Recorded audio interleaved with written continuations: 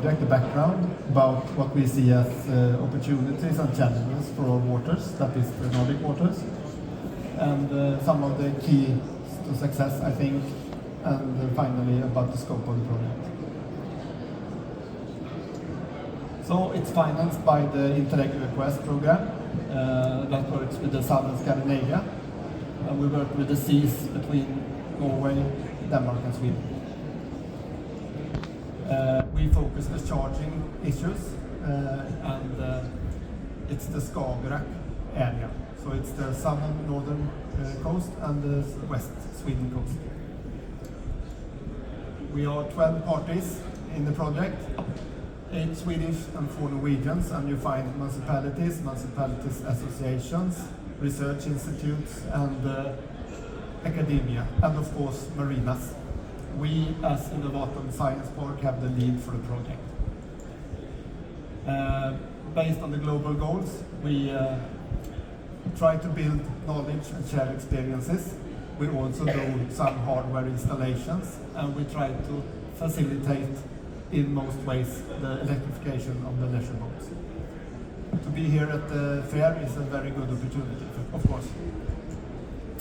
Myself, as a happy sailor, I've been in these waters for 30 summers, still hungry. I know a lot of the boating life. My current boat is 40 years old, and I expect a lot more from her. She's one of maybe 15,000 such boats in Sweden.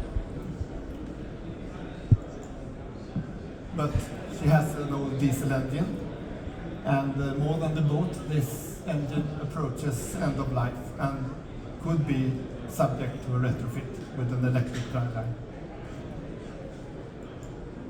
So how do we make our industry fit for the sustainable future?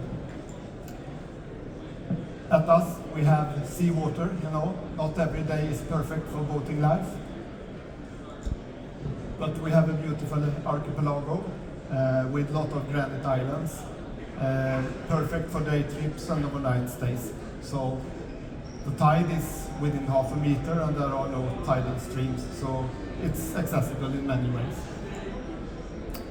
If we look on the chart between the small community of Hamburgsund to Fjällbacka, what we call the best coast in Europe, there are a myriad of islands where we can access with our leisure boats.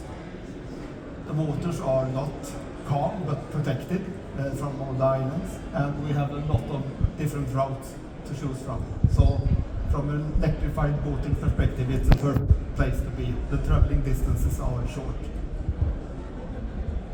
We have great boating traditions in Sweden and Norway together, where there's about 1 million propelled boats.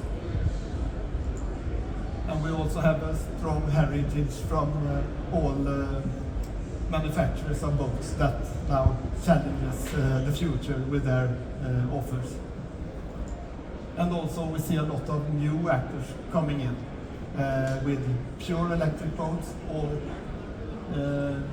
drivelines that are electric, but also knowledge, of course. Our problem is a short season.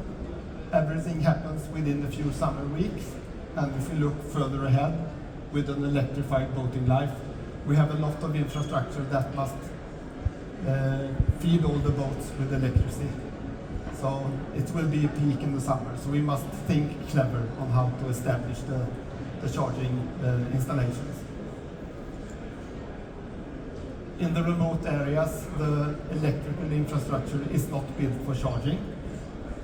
Neither is the marinas. So somewhat to think about there. They are still here, I say, the old boats. Boats live very long, and we love them, of course. Many of them can be retrofitted with a new driveline, and will be.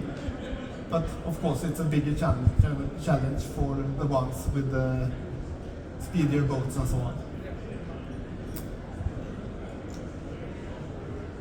And what I think are keys to success is of course innovations and the new products and an offer for an electrified boating life. And we see that on the boats. key is, for example, batteries, cost of batteries, weight of batteries and capacity. Also, I think an attractive retrofit kit, so you can retrofit all the old boats with a new driver. Incentives and legislations, of course, will be an important part. How you work with this more political ambitions you have. But there are a lot of different ways to do it. We see it on the European lakes, for example, where you not permit fossil-driven boats. And I think we as customers must reevaluate our boating life. Do we have to go that fast? Do we have to go that far? Can we consider other ways of sharing boats, for example? I think we as customers has a responsibility then. Electrification means a lot of new business, new ways of making business, new actors that work together. The supply chain for diesel and petrol fuels is already there, but supplying electrical energy requires another way of thinking and another setup of the supplier base.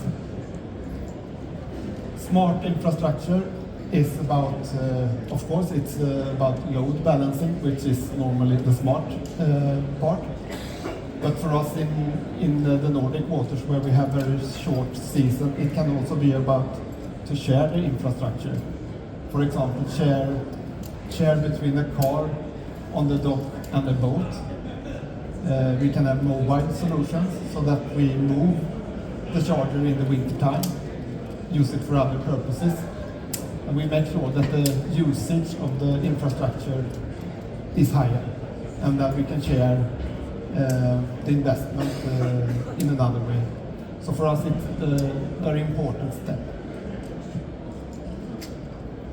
And as we say, co-creation of new knowledge and sharing of experience. These three last points we cover, I would say, with our scope of work in the Go Life project. So we make boat charging solutions in the marinas.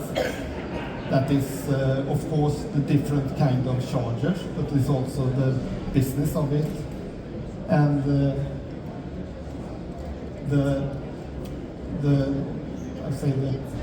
the way of dealing with it with the customers that has the boats. So what is the charging offer? Electrical power management, of course, our focus will be the marinas. We spoke about it on the panel discussion here before, but how should we really build that infrastructure? Because it will be a lot of power needed when the number of electrical boats increases. For the customers, we work on the charging map, and that is to visualize where the charging opportunities are. Of course, it will be in the future into all the navigators or into all information from marinas and so on. So, but we must market that now as an important step to build confidence for the boat owners to buy an electrical option. And we are also launching a website with consumer information, and it will be done within 2 weeks' time. And central, as I've said before, build knowledge and share experience. And with that, providing the base for upscaling. And you can follow us on LinkedIn today on the hashtag #GoLife. And we have this small business card. My colleagues and I have some if you want to read more about it. Malin is over there.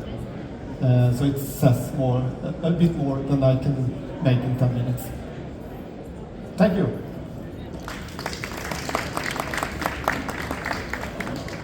Thanks a lot, Peter. Very interesting. We are finished for today.